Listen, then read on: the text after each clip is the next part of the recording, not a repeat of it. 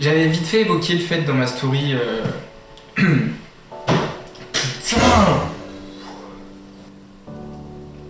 En fait, je voulais faire une vidéo sur le traitement Roaccutane. J'avais de l'acné. Ça faisait 5 ans que j'en avais. Puis d'année en année, en fait, ça s'est vraiment empiré. J'ai essayé beaucoup de traitements à base de zinc, donc des trucs plus ou moins forts, mais qu'en général on prend en début d'acné. Du coup, j'avais essayé plusieurs traitements, j'avais essayé aussi à base d'huiles essentielles. Et en fait, je pense que mon acné était trop forte pour que ça marche. Donc, l'année dernière, j'ai eu des grosses crises acnéiques où là, en fait, même le maquillage ou quoi, ça cachait pratiquement plus en fait toutes les rougeurs que j'avais, tous les boutons. C'est pas ce qui va améliorer la peau, mais je pouvais pas sortir sans me cacher en fait l'acné quoi. C'est comme ça quoi. Je me sentais trop mal si je sortais sans rien. Je sais que ça peut paraître bête, mais on perd vraiment beaucoup confiance en soi. Surtout, je pense, plus on vieillit entre guillemets, et voilà, plus les gens autour de toi ont une peau en fait d'adulte normale. Et toi, tu continues à avoir de l'acné, des rougeurs. Enfin, j'en suis arrivé à un stade où en fait j'en pleurais vraiment, le matin, je me levais et je me regardais dans le miroir et vraiment j'en avais marre d'avoir une peau comme ça.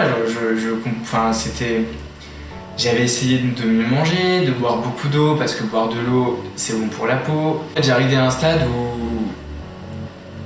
où en fait ça m'empêchait limite de sortir, d'avoir autant d'acné. Ça paraît bête dit comme ça, mais en fait c'est juste que quand tu sais que t'as de l'acné, que tu vas sortir, tu te sentiras pas à l'aise. Et en fait ça devient un peu psychologique. Tu sais que quand une personne viendra te parler, tu auras l'impression qu'elle voit que ça en fait. Ça en devient vraiment limite de la parano quoi. Et du coup j'étais vraiment pas bien. J'avais pas du tout le moral, j'avais appris une mauvaise nouvelle et ça a aggravé la situation. J'étais en stress, j'étais pas dans une bonne période. Et là je vais voir mon dermato, j'appelle mon dermato qui me dit vous connaissez le truc, pas de rendez-vous avant 2 mois, etc. Franchement j'avais envie de lui dire limite c'est bon quoi, dans 2 mois je crois qu'on verra même plus ma peau, donc limite j'avais même pas envie de prendre de rendez-vous. Je pense qu'il a vu que j'étais au bout du rouleau. Du coup il me dit on va passer au Curacné, vous allez faire une prise de sang, voir si vous pouvez, s'il n'y a pas de problème de cholestérol ou voilà, pour être sûr que vous êtes apte à faire le traitement. Et de là commence du coup le traitement Curacné. Alors du coup je pense que beaucoup de gens connaissent le traitement Roaccutane ou Curacné, mais en fait peu savent en fait à quoi ressemble le traitement. Même moi je savais même pas que c'était un médicament, je pensais que c'était...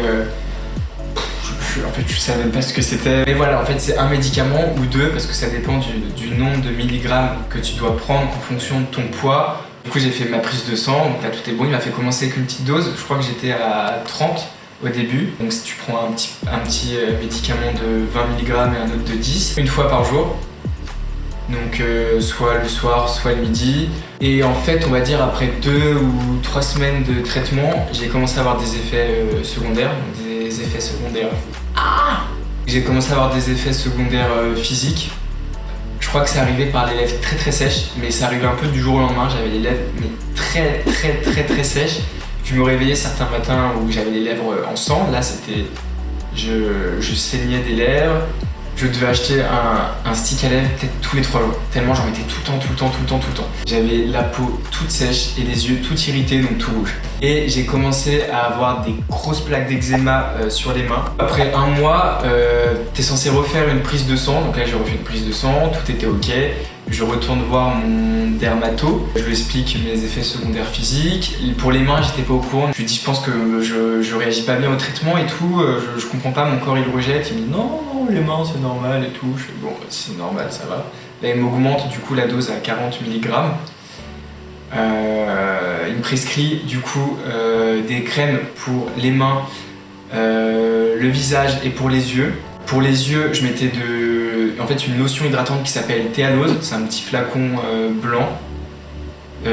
Ça c'était genre vraiment trop bien parce que Enfin, ça me soulageait vraiment les yeux. Même en dessous, j'avais les yeux rouges. Enfin, c'était comme si en fait j'étais tout le temps défoncé. Et c'était super chiant parce que ce n'était pas le cas. Et il me prescrit une crème pour les mains, La Roche-Posay Cicaplast, donc à mettre sur les mains. Ça, pareil, ça marchait bien. Après, ça m'a jamais enlevé les plaques. Ça me les soulageait, on va dire. Donc ça, c'était le premier mois. Ensuite, les semaines passent, machin. Je commence à avoir des saignements de nez de malade. J'avais jamais autant saigné du nez de ma vie. Toutes les nuits, entre 3 et 5 heures du matin, je saignais du nez. Ça me réveillait en fait la nuit. Et même des fois, c'était totalement inconscient. Je savais que j'allais saigner du nez. Et c'était trop bizarre, je me réveillais genre 20 ou 30 secondes avant que je saigne du nez. Trop bizarre. Il m'a prescrit une crème pour le nez. Ça, pour le coup, j'étais pas hyper sérieux, je la mettais pas tout le temps parce que c'était hyper désagréable. En fait, c'est une crème que tu mets dans le nez. Et je sais pas, c'était hyper dérangeant quoi. C'était vert, t'avais l'impression d'avoir de la morphe toute sèche. Enfin, c'était. Bref, du coup, je la mettais pas tout le temps. Et ça a fait partie des effets secondaires physiques. J'ai eu ensuite un peu les bras, de l'eczéma. Enfin bref, tout ça pour dire que je pensais pas que je réagirais autant au traitement. Je pensais pas que ça allait être aussi violent. Je me souviens quand j'étais au restaurant et que par exemple je m'essuyais mes lèvres avec la serviette et c'était horrible, j'avais l'impression que la serviette restait collée à mes lèvres tellement c'était sèche. Pour ce qui est de l'acné, parce qu'on n'a pas en fait parlé du point principal du traitement, c'est est-ce que ça fait disparaître l'acné? La réponse c'est oui, l'acné part. Moi ça me l'a pas fait disparaître tout de suite, en fait ça m'a fait ressortir tous mes boutons les 2 premiers mois. Parce qu'en fait, votre dermato vous expliquera, si vous voulez faire le traitement, que sur un cas sur 3, tous les boutons ressortent. Évidemment, il fallait que ça tombe sur moi. Donc, tous mes boutons sont ressortis pendant 2-3 mois. Puis après, ils ont commencé à partir.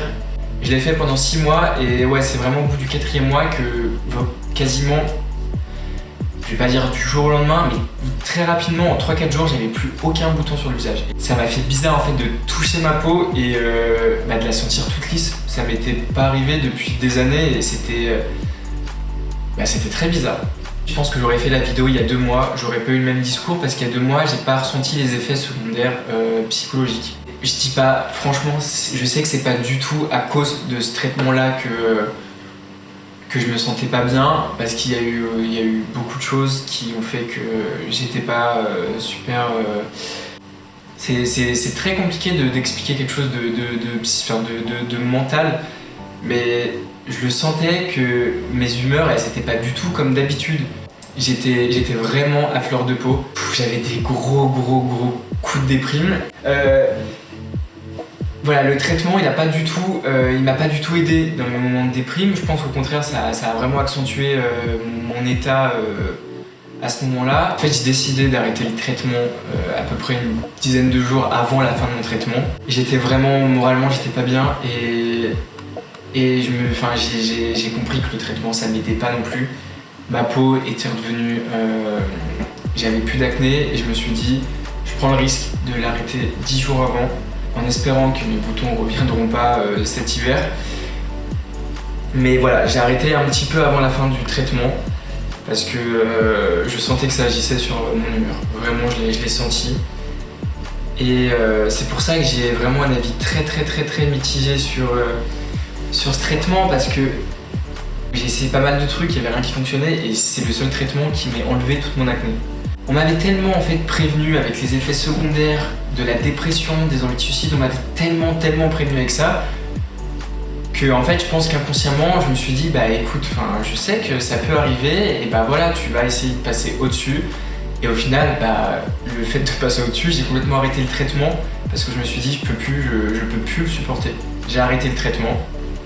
Je pense que des fois c'est juste pas le bon moment pour commencer un traitement aussi fort que le traitement Roaccutane. Mais voilà, je le recommande pas aux personnes fragiles.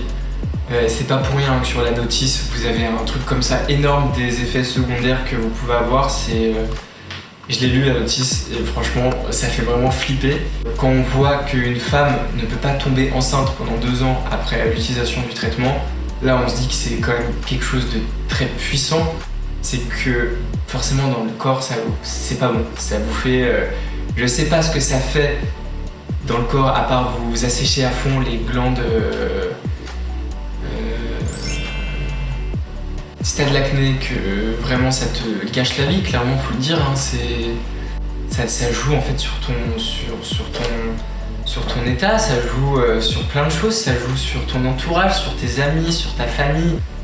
Enfin, quand je repense à tout ça, je me dis que c'est réel quoi, ce manque de confiance en soi, et que grâce à toi que tu pourras aller mieux, que tu pourras en fait reprendre confiance en toi. Bref, j'espère que j'étais assez clair dans ma vidéo. C'est ma première vidéo, donc c'est franchement très compliqué de s'exprimer, d'être assez clair en fait dans ses propos. J'ai l'impression d'en avoir pas assez dit et par moments j'ai l'impression d'être un peu hors sujet dans ce que je dis. Enfin, c'est un peu... Donc si c'est pas assez clair, tu peux me le dire, tu peux laisser un commentaire en me demandant peut-être plus de précision si j'ai pas été assez précis. Donc voilà, c'est tout.